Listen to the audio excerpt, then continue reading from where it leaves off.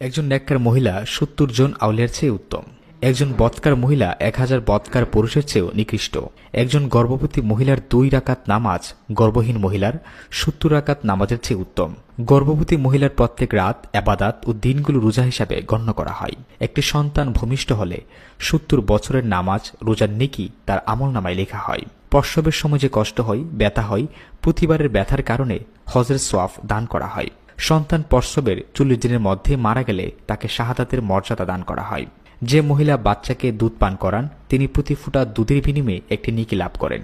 যদি বাচ্চা কাঁদে আর মা কোনো প্রকার বদদোয়া না দিয়ে তাকে দুধ পান করান, আল্লাহ তাকে ১ বছরের নামাজ ও ১ বছরের নেকি দান করেন।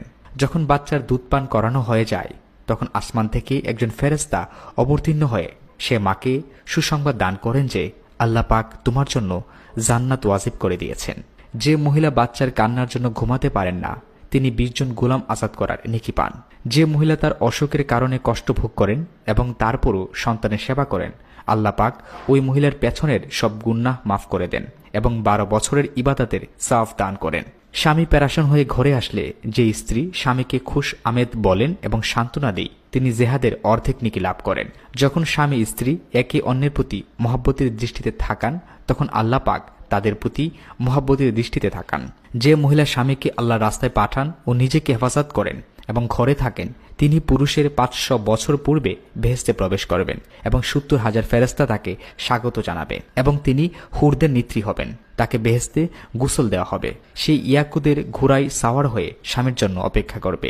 যে স্ত্রী স্বামীর অবাধ্য তার নামাজ ও অন্যান্য ইবাদত আসমানের উপর উঠে না। স্বামী যখন বাহির থেকে ঘরে ফিরে আসে তখন যদি স্ত্রী তাকে খানা খাওয়ান ও স্বামীর অনুপস্থিতিতে কোনো খেয়ানত না করেন তবে আল্লাহ পাক সেই স্ত্রীকে ১২ বছরের নামাজের সওয়াব দান করেন। স্বামী স্ত্রীকে একটি মাসালা শিক্ষা দিলে ৭০ বছরের ইবাদতের সমান সওয়াব পাবেন। যে পবিত্র মহিলা নামাজ রোজার পাবন্দি করেন ও স্বামীর খেদমত করেন তার জন্য বেহেশতের ৮টি দরজা খুলে দেওয়া হয়। যে মহিলা জিকিরের সাথে ঘর ঝাড়ু দেয় আল্লাহ পাক তাকে কাবাগর ঝাড়ু দেওয়ার সওয়াব দান করেন। যে মহিলা বিসমিল্লাহ বলে খাবার প্রস্তুত করেন আল্লাহ পাক তার রুজির মধ্যে বরকত দান করেন। যে স্ত্রী তার স্বামীর সন্তুষ্টি অবস্থায় মারা যায় তার জন্য বেহেশত ওয়াজিব। যে মহিলা পর্দা করে না অন্য পুরুষকে নিজের দিকে আকৃষ্ট করে ওই সমস্ত মহিলা বেহেশতে যাবে না, এমনকি বেহেশতের সুঘ্রাণ